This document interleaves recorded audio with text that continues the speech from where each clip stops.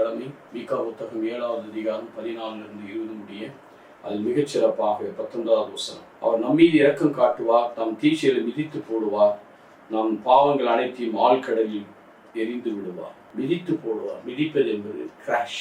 வித்துக்கும் அவழ்வித்து தலையை நசுக்கும். நம்முடைய பாவங்களை எல்லாம் சாத்தானை அவர் மிதித்து போட்டார். நமக்கும் அதே வல்லமை தருகிறவரை காத்திருக்கிறார் என்று 1 கொரிந்தியர் 15:25 பார்க்கிறோம்.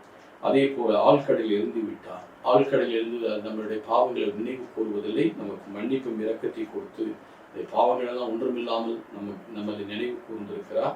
உண்மையிலே கடவுளுடைய இரக்கம் எவ்வளவு பெரியது என்றால், நம்முடைய பாவங்களை அழிப்பது மட்டுமல்ல, அவரை நினைவு கூறாமல் தம்முடைய பிள்ளைகளாக தம்முடைய வாக்குறுதியை நிறைவேற்றுகிறவராக இருக்கிறார். ஆண்டவரே, நம்முடைய பாவங்களை தூக்கி எறிகிறீர், அது மட்டுமல்ல கால்களால் மிதித்து போடுகிறீர், எங்களுக்கு மன்னிப்பும் இரக்கத்தை தொடர்ந்து தந்து கொண்டிருக்கிறீர். மேலான கிருபையினால் எங்களை காத்துக்கொள்ளும் நல்ல